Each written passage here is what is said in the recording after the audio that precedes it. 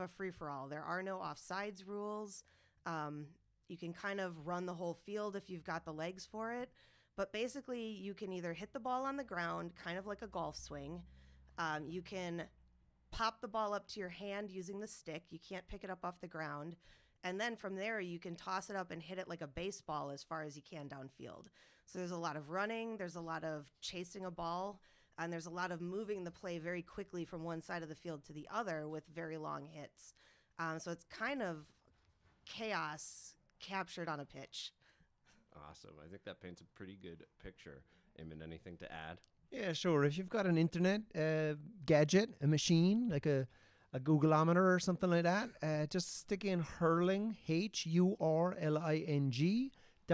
So sounds like hurling that you'll be doing at 2 a.m. after a good night out in Milwaukee and a feed of drink and maybe a bad pizza. But no, it's we're hurling the ball, we're moving the ball along. Again, that stick is about in and around 3 feet long, 2.5 to 3 feet long. It's flat at the end. It may look like a paddle to some people. You can balance the ball when you're running to move, but you can let the ball do the work. You can strike that ball like a baseball bat, but imagine baseball, but everybody was attacking you. You know what I mean? And you had, instead of 1 against 11 in baseball, it's 11 or 15 against 15. So it's more even than baseball, because in baseball you're out there hitting that ball and you're against everybody. Whereas hurling, you have your friends and your teammates alongside you. You can hand pass them the ball. You can spot someone 60, 70, 80 yards away and just hit it into space. They can go collect it. And we have 2 forms of scoring. One is the goal, where you can get, that's the value of 3 points. And a point is like a field goal in American football. So there's 2 large uprights. If you get it in between those, that's worth 1 point. But if you get it in the actual goal in the net, and Anna here is an incredible goalkeeper. She got great skills. Once you get it beyond Anna, it's worth 3 points. We have about 200 members right now, but we are looking for more. So if you're out there and you're thinking to yourself, I'd love to get back involved in the sport. We have no age limit, no height limit, no fitness level. There's a place for everybody. Everybody's guaranteed a team. Everybody's guaranteed 3/4 of every game. It's a club ethos.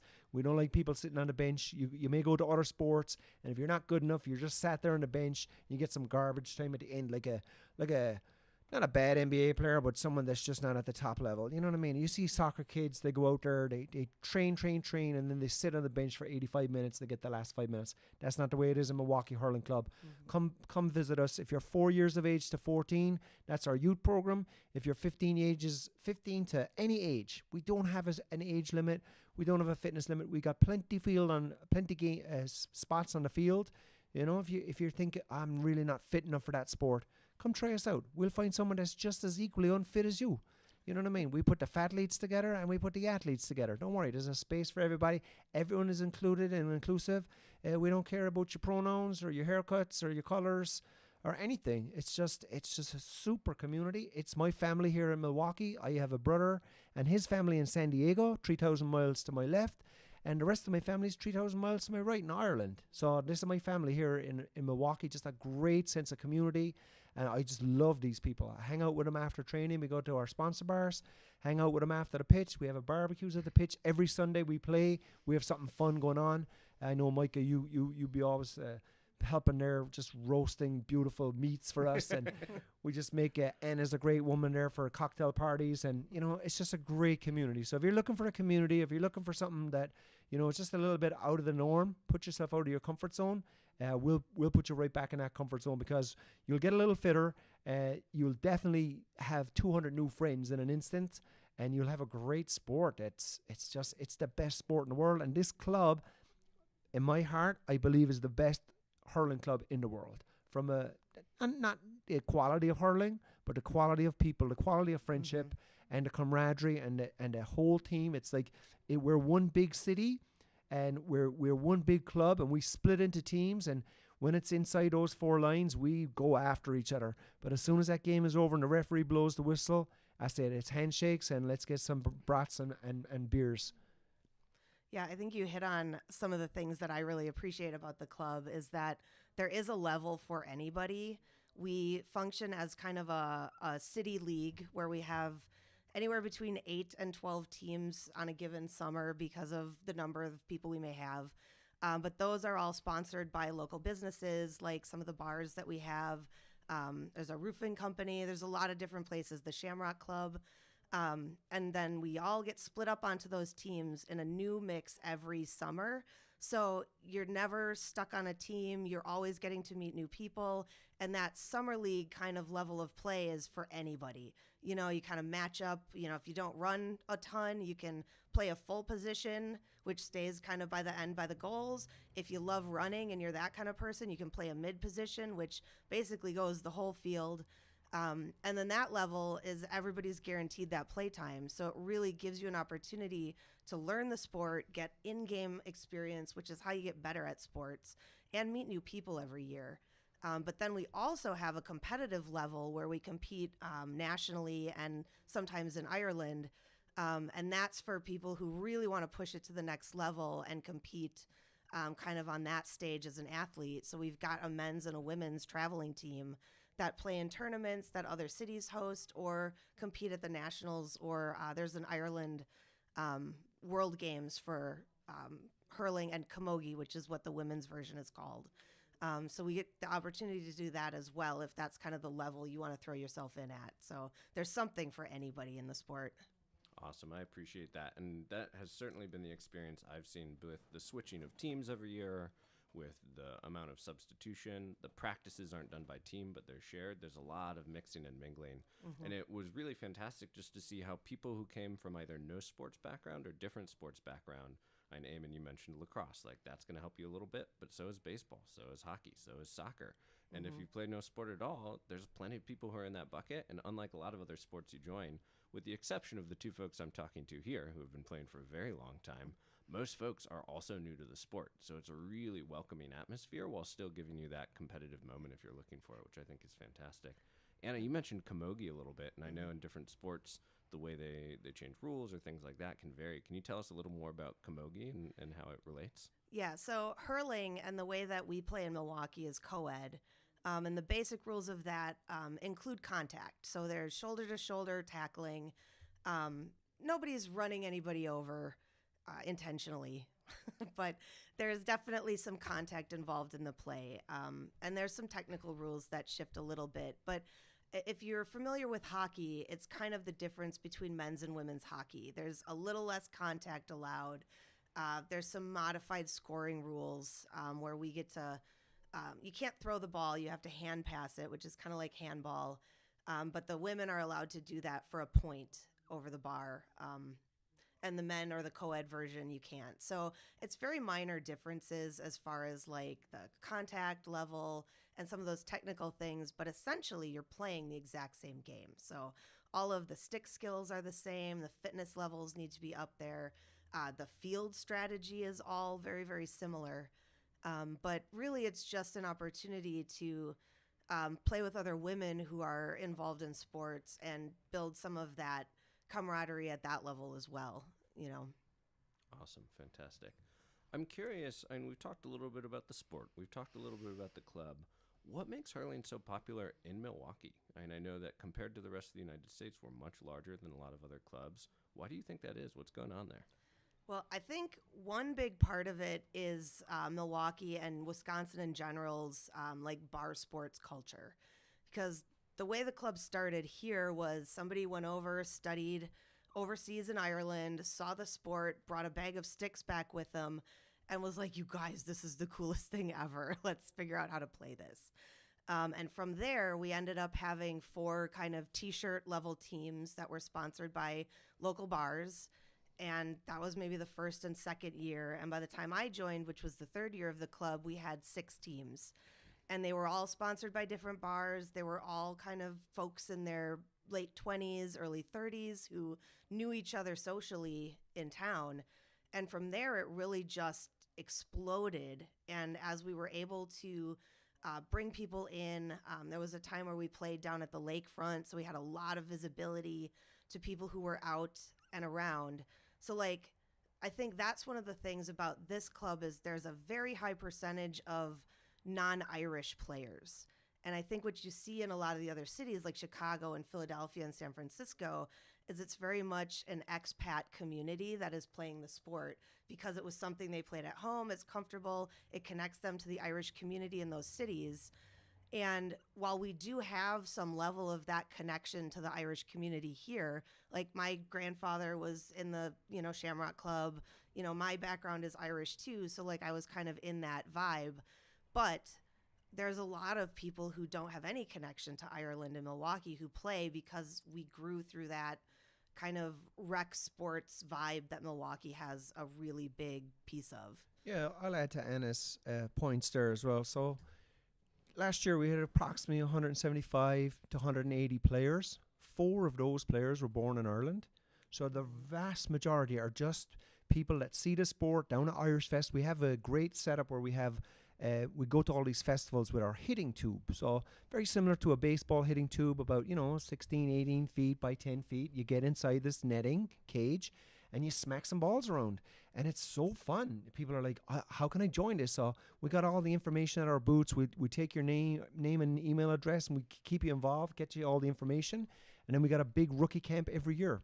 So rookie camp, if anybody wants to join the rookie camp, you can pop along tonight. We're at the Uline soccer pitch.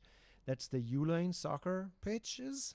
We're indoors, 7:30 p.m. tonight. Why not come down, check it out? You can come a couple of nights for no charge whatsoever, and our membership fees are very low compared to some of the other clubs. Rookies can join for $100. Our main members then are around $160 for the year.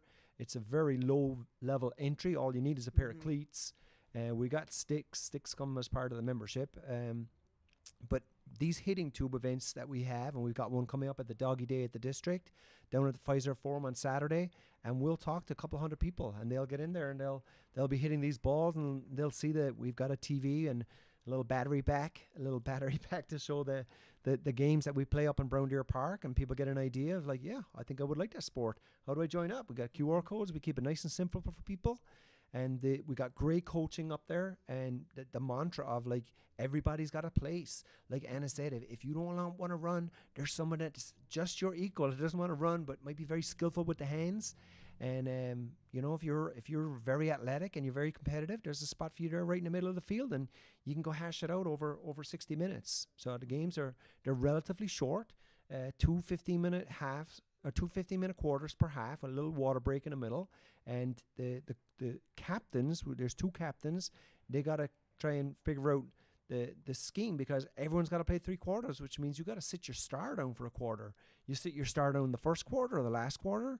You know what I mean? And where do you play people? So it's just it's a super club. I would really highly encourage anybody that's out there listening, if you want to join a club, come join the Milwaukee Hurling Club. Come tonight. Uline soccer pitch is 7:30. If you don't want to join a sports club, but you want to have a check out what the sport looks like, we're having a festival for our opening day, May the 4th, up in Brown Deer Park, between picnic area number 2 and 3. We're going to have gigantic bouncy castles with like ninja courses inside them. We'll have little bouncy castles for the kids, spike ball, corn bags, whatever they're called. We'll have a ton of, the Shamrock Club will be up there, the OAH, the Celtic MKE. We'll have all the Irish people. We'll have like a couple of the dog rescue places if you want to take a dog home for the day. But we'll have all our beer sponsors. It's a free festival. Just come up and check us out.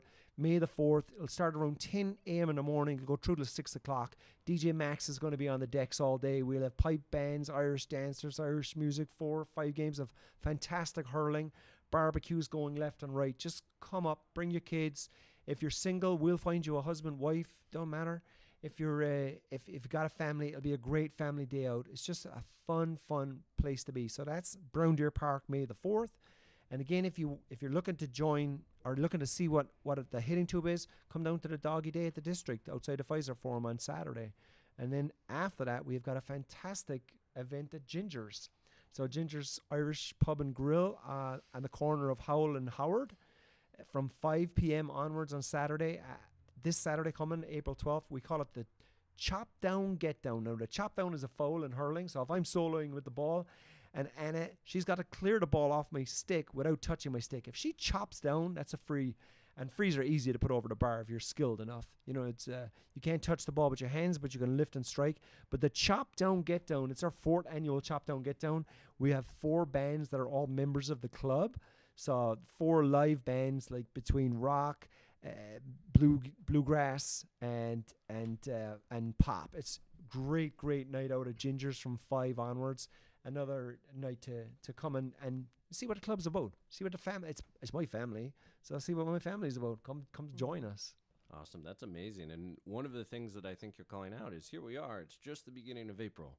The weather is barely warm and things are already underway. So I guess my question for you, for folks who would be interested in getting involved, what does like your year in hurling look like? When does it start? When does it end? What kind of is both the time commitment and also the time opportunity for folks who want to do a little more? Yeah, so on a weekly basis, once the season has started, you can look at practicing Thursday evenings and Sunday afternoons, and that would be kind of the preseason. So we'll start in like late February, early March, and we'll do what's called wall ball, which is a very specific skills practice. It's a lot of like hitting up against a wall, practicing catching, practicing your swing, really nailing in the fine technical skills. And then once it gets nice enough out, so late April, mid-late April, we'll start practicing outdoors, and that's normally at Brown Deer Park. So that's 2 hours on Thursday nights, from like 6:30 to 8 till dark-ish. And then Sunday afternoons, typically 1 to 3. And then once we get to May, that's when our game season starts. And at that point, the Sundays will convert to being games. So there'll be 1 practice a week. And then Sundays, you'll get your schedule. You'll know what team you're on. You'll find out what time you play. Every team gets an off week as well, so that if you do other summer activities, you don't have to always miss a game to be able to do that. There's breaks built into the season. And then that will run through like the end of August is kind of when our championship game happens. And then after that, we do what's called fall ball, which is a little bit even more informal, almost kind of stick toss style of play for anybody who wants to get another month and a half of hurling in at the end of the season. So that'll run through like September, October, and that culminates with what we call Hurloween, which is the last games of wall ball. People come in Halloween costumes and play. So there was one season where I got to play against Teddy Ruxpin on the field. So there's a lot of fun and a lot of that type of thing. So the commitment is pretty low from a sports team kind of perspective. But then there are also some additional practices for those men's and women's traveling teams. So you can add those in on Saturday mornings if you want that extra little bit of work or, push for your athletic stuff. Awesome. And that explains kind of the schedule for games and practices. Eamon, I'd love to hear from you. I know we've mentioned sponsors of teams a couple times. I know there's round robins and social events. Can you walk us through the calendar from the lens of everything else that's going on? For sure. So we usually kick off the year with our opening administration registration day up at one of our sponsor bars there. This year just happened to be in 3 Lines. Everybody comes in. We have great fun for the day. And then once the season gets very close to beginning, we have our round robins. Every Thursday night, there's a round robin at one of our sponsor locations. And we're going to have something fun. We're going to have karaoke or a best legs contest, Connect 4 competition. We're going to do a Mac Bob Ross. Was it Bob Ross is the painter? Oh, yeah, Bob Ross. Bob Ross is the painter, so we'll go to Mac Bob's. Some happy little girls. We're going to do Mac Bob Ross. So we're going to do a little bit of painting at Mac Bob's. But we do all sorts. It's just super fun and collaborative. So once your training is done, so it was 6 p.m. to 8 p.m. training throughout the Thursdays, throughout the summer. After training, we're going to one of the bars. We're going to hang out, get a burger, and do something fun. And then on the Sundays, every single Sunday has got some theme to the Sunday. So we'd have a Hawaiian shirt Sunday, for example, and everybody's drinking pina coladas on the side of the pitch, or mocktail pina coladas. Like I don't drink, but I'll drink something, water or pina coladas or whatever. Then we have our opening day festival, which is just going to be huge. May the 4th, we're expecting a couple thousand people throughout the day. So come up to Brown Deer Park anytime from 10 to 6 on May the 4th. You'll get an idea of not only hurling, but the hurling club and the people of the club. Then every Sunday there afterwards, if you come up to the pitch, you're going to have a good time. Then we do a lot of, about once a month, we have fundraisers. So, a club of this size, it takes a village. So we're always appreciative of our sponsors, and anybody that wants to sponsor, just hit up Micah here in the radio show, and we accept any dollar amount from, a $50 donation right up to you want to sponsor the club. Now, we do have sponsors of the club, but, we're always looking for more ways to try and just generate funds so we can do even better things for the community and for the hurling. But next up is, obviously, we got the Doggy Day at the district, where we have volunteers from the hurling club teaching people how to hurl and just having fun with the people down there and their dogs. Then we got the chop down, get down. In May, we have the festival at the pitch. June, we'll have another fundraiser. July, I know we're going to have a Rochambeau competition. August, we'll have the big championship Sunday, which is a big day. But we'll have other things throughout the year beyond hurling. So even if hurling's not your jam, the hurling club might be your jam. Even if you didn't want to hurl, we've got plenty what we call booster members. They don't hurl at all, but they come every Sunday. They sit down, they have barbecues and beers with us all day long. And they know all the people, and they wear the jersey of their favorite team. And they're not players. They're never going to be players, but they love the club and the atmosphere. Awesome. And I also know that there's quite a few spin-off groups, because it becomes its own group, and not necessarily for the club, but I know of at least 3 independent Dungeons & Dragons campaigns of hurling players. I know of a couple hurling bands, so there's other groups that will emerge. We've only got a couple minutes left, but let's talk about getting involved. And Eamon, you mentioned sponsors. I know the hurling club is a nonprofit. I know many of the teams are named after their sponsors. If I'm running a business in River West, and I can tell you there's a lot of River West hurlers, if I was interested in sponsorship, is there anything that I should know? Yeah, you'll get a lot of return on investment. We are a loyal group of people. So, if you've got like a window replacement, if you've got floor sandings, if you've got like beads that you're selling, whatever it is, if you've got something to advertise and if you're going to support the club will support you 100%. You don't need to advertise too much to this club. If they know you're one of the sponsors, or you're on the jersey, or you can sponsor. Now, I know we've got their sponsored already for this year, but we have an electronic scoreboard that gets sponsored, and we got sideline judges that get sponsored. The pitch itself you could sponsor. There's tons of opportunities, and even the fundraisers, even a basket. You sponsor a basket, your name's going to be all over that basket for a raffle. We do have a 30th anniversary raffle. We're looking for a couple of key prize sponsors. So like if you've got a Harley Davidson dealership out there, you want to rent us a Harley for a weekend, or you got a fancy restaurant or a hotel or something like that, or maybe you're a phone shop, you want to sponsor an iPhone for a raffle prize, we will promote the living daylights out of you. Our Facebook, our Instagram, our TikTok will be blowing up throughout the summer. We're getting a revamp of our website, so that's getting a refresh. So we're very loyal people. So you sponsor us, we will sponsor you in kind. We will come back and by the tenfold. There are bars that I've been going to for 25 years because they've been team sponsors for the hurling club. And what they make my short list of, okay, we're going to go hang out tonight. Where am I going to go? It's normally a bar or a business that sponsors the club is the first stuff on the list that we think about. So even when it's not around Robin, it's still like, okay, let's all go hang out. We hang out at a lot of those sponsors, just to socialize. Amazing. I know who's going to roof my house if I ever need a new roof. I can confirm my mother's getting her house roofed by a hurling club sponsor. We've got 1 minute left. If I'm sitting here, I'm listening to the radio, I'm like, oh, wow, It Is What It Is has taught me about hurling. What are my next steps? If I want to get involved, what should I do in under a minute? Come tonight to the Uline soccer pitch at about 7:25. A pair of runners will be fine, some tracksuit, any clothes that you would have to go to the gym. Rock up at 7:25. There's about 25 rookies. They've never hurled before in their lives. Don't be shy. Come up here. I got about 40 seconds left. May the 4th be with you. Go to Brown Deer Park between 10 a.m. and 6 p.m. You'll see hurling. You can check out all the stuff, bouncy castles. There'll be beers, being handed out left and right. Hardshaw will be there giving out liqueurs.